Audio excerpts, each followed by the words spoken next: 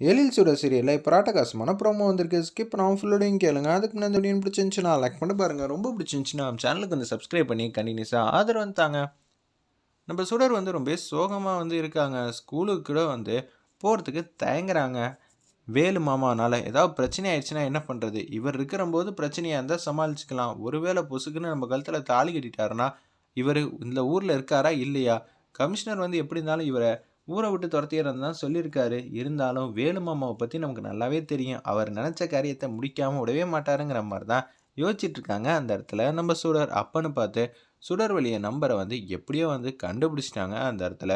நம்ம வேலு அவங்க அக்கா தான் வந்து கொடுத்துருக்காங்க. டேய் அவளை விட்டுறாதடா, நம்மள்கிட்ட சொல்லிக்காம கொல்லிக்காமல் ஊரை விட்டு ஓடி போயிட்டா, நம்மளை அசிங்கப்படுத்திட்டா. அப்படி இருக்க சூழ்நிலையில் திருப்பி அவளை உன்னோட மனைவியாக இந்த வீட்டுக்கு கொண்டு வந்தாதான் அவளை என்னால் அடக்கி வைக்க முடியும், பார்த்துக்கங்கிற மாதிரி சொல்கிறாங்க. சரிக்கா, நீ சொன்ன மாதிரி சிறப்பாக வந்து செஞ்சுட்டா போச்சுங்கிற மாதிரி அந்த இடத்துல யோசிச்சுட்டு இருக்காங்க. ஒரு பக்கம் வந்து உச்சக்கட்ட கோவத்தில் வந்து இருக்காங்க நம்ம சுடர். பயந்ததெல்லாம் போதும், நம்ம ஏறி மிதிக்காத வரைக்கும் தான் எல்லாரும் வந்து நம்மளை பார்த்து பயப்படுவாங்க, கல்யாணம் பண்ண முடியாது அப்படின்னு சொல்லிடலாங்கிற மாதிரி தான் யோசிக்கிறாங்க. அப்பன்னு பார்த்து வேலு வந்து ஃபோன் பண்ணுறாங்க. என்னது புது நம்பர்லேருந்து ஃபோன் வருது, ஒரு வேளை அப்பாவாக இருப்பாங்களோ? என்ன சுடர் செல்லம் எப்படி இருக்கீங்க அப்படின்னு சொல்லி வேலு வந்து ஆரம்பிக்கிறாங்க. ஃபோனை கட் பண்ணுற மாதிரி இருந்தேன்னா நான் நேரில் வந்துடுவேன், நான் சொன்னால் செய்வேன், பார்த்துக்க. என்ன கமிஷனரு அது இதுன்னு சொன்னால் நான் பயந்துருவேன்னு நினச்சியா? இந்த ஊரை விட்டு போகணுன்னா நான் நீ எல்லோரும் சேர்ந்து தான் போகணும். இந்த ஊர்லேருந்து கிளம்புறப்ப நீ என்னோட மனைவியாக இருப்ப. உன் கழுத்தில் நான் தாலி கட்டிட்டு தான் இந்த ஊரை விட்டு போவேன். எனக்கு வேலை போனாலும் எது போனாலும் எனக்கு கவலையே இல்லை. என்ன சரியா அப்படின்னு சொல்லி சுடரை வந்து செமையாக வந்து மிரட்டுறாங்க அந்த இடத்துல வேலு. இதை நினச்சி சோகத்தின் உச்சத்தில் இருக்காங்க. மாமாவுக்கு நான் இருக்கிற இடம் தெரிஞ்சிச்சு, அவர் பிரச்சனை மேலே பிரச்சனை தான் கொடுப்பாங்க. இப்போ நான் வந்து குழந்தைய கூப்பிட்றவும் போக முடியாது, குழந்தைய கூப்பிட்டுட்டும் வர முடியாது. ஏன்னா சுச்சுவேஷன் இது, கேர்டேக்கராக வந்துட்டு பொறுப்பாக கூட இருக்க முடியலனா எனக்கு என்ன சொல்கிறேன்னே தெரியலையே. ஏன்னா அஞ்சலிக்கு மட்டும் ஆஃப் டே தான் எப்போதுமே ஸ்கூலு. அஞ்சலியை மட்டும் பிக்கப் பண்ணுறதுக்கா போகலான் இருந்தாங்க சுடரை. இப்போ வேலு வந்து ஃபோன் அடித்து சொன்னதுனால இன்னுமே பாட்டமாகிட்டாங்க அந்த இடத்துல. அப்பன்னு பார்த்து ராமியா வந்து கூப்பிட்றாங்க நம்ம சுடரை. வாமா குழந்தைய போய் கூட்டிகிட்டு வந்துடலாம் அப்படின்னு சொல்லும்போது, இல்லைண்ணா நீங்கள் மட்டும் போங்க. ஏன் என்னாச்சு, உடம்பு இல்லை? அப்படியா, காரில் தானே வரப்போகிறேன், அப்புறம் என்னங்கிற மாதிரி இருக்கிறப்ப முடியலண்ணா பார்த்துக்கங்க அப்படின்னு சொல்லும்போது, ராமையா அவங்கள டிஸ்டர்ப் பண்ணாத, அந்த பொண்ணுக்கு தான் முடியலன்னு சொல்கிறாள்ல, காலையிலேருந்து சமைச்சிருக்கா, இன்னொன்று உடம்பு முடியாமல் தானே இருந்திருக்கா, ட்ரீட்மெண்ட் வேறு நடந்திருக்கு, இன்னொன்று அவள் எதையோ நினச்சி பயந்துகிட்டு இருக்கா, அது நமக்கு நல்லாவே தெரியுது, பார்த்துக்கலாம் விடுங்கன்னு சொன்னோன்னே ராமையா மட்டும் மாதம் வந்து குழந்தைய வந்து கூப்பிட்றதுக்கு அஞ்சலி பக்கத்தில் வந்து காரை நிப்பாட்டுறாங்க.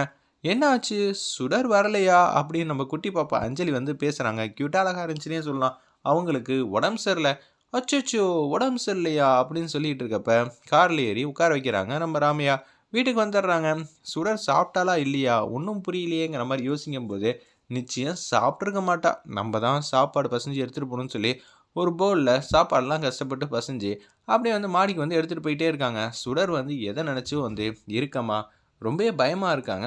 எதையும் நினச்சிக்கிட்டு, அதாவது வேலு எப்படி இருந்தாலும் நம்ம கழுத்தில் தாலி கட்டிட்டா நம்மளோட எதிர்காலமே இல்லாமல் ஆகிடுமே, இப்போ என்ன பண்ணுறதுன்னு தெரிலன்னு சொல்லி உச்சக்கட்ட பரபரப்பில் இருக்காங்க. இந்த வீட்டில் இருக்கும்போதே என் நிலைமை இப்படி இருந்துச்சுன்னா இந்த வீட்டில் இல்லைனா நான் எப்படி சேஃபாக இருக்க முடியும் அப்படின்னு சொல்லி பட்டமாக யோசிக்கிறப்ப அஞ்சலி பாப்பா வந்து மாதம் வந்து ரூம்குள்ளே வராங்க.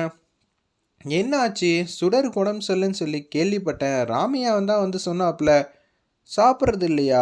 நீ சாப்பிட்டா தானே மருந்து மாத்திரையெல்லாம் சாப்பிட முடியும், அப்போ தானே உடம்பு தெம்பாக இருக்கும், அதுக்காவது நீ சாப்பிட்ணுல்ல அப்படின்னு சொல்லும்போது என்ன சொல்கிறதே தெரியாமல் இவ்வளோ நேரம் அழுதுகிட்டு இருந்த சுடருக்கு அஞ்சலி பாப்பா வந்து நின்னோடனே அவங்களுக்கு பாசிட்டிவ் எனர்ஜி வந்து வந்துருச்சு. நான் தனியாக ஆள் இல்லை, என்னை சுற்றி இவ்வளோ பெரிய குடும்பம் இருக்குது, அப்புறம் என்னங்கிற மாதிரி மோட்டிவேட்டுக்கு வந்து வந்துட்டாங்க. இருப்பினும் அஞ்சலி பாப்பா வந்து அம்மா மாதிரி பேசுகிறாங்க அந்த இடத்துல நம்ம சுடர்கிட்ட. நீ என்ன பண்ணுறனா, சாப்பாடு வந்து சாப்பிட புரியா இல்லையா, நான் ஊட்டி விட்றேன், நீ சாப்பிட்றியான்னொன்னே வாயத்துவர அப்படின்னு சொல்லிக்கிவிட்டு அழகாக வந்து அஞ்சலி பாப்பா வந்து பேசுகிறாங்க. உடனே வந்து சாப்பாடு வந்து சாப்பிட்றாங்க அந்த இடத்துல. நம்ம அஞ்சலி பாப்பா வந்து சுடருக்கு வந்து ஊட்டி விட்றாங்க. சுடர் வந்து குழந்தைங்கள வந்து பாதுகாக்க வந்திருக்காங்க. இப்போ நம்ம சுடருக்கு வந்து கிடைக்கிற பாசம் சுடர் மூலியமா அது தனக்கு அம்மா இல்லைங்கிற குறைய தீக்கிற மாதிரி இருக்கிறத நினச்சி அவங்க ரொம்ப ஹாப்பியாக இருக்கிற மாதிரி காட்டி இந்த ப்ரோமோவை அதிரடி மாசா எமோஷனலாக முடிச்சிருந்தாங்க. எப்போதுமே சுடரும் அஞ்சலியும் காம்பினேஷன் வந்து ரொம்ப சூப்பராக இருக்கும். எல்லாருக்குமே வந்து ரொம்ப பிடிச்ச காம்பினேஷனே சொல்லலாம்.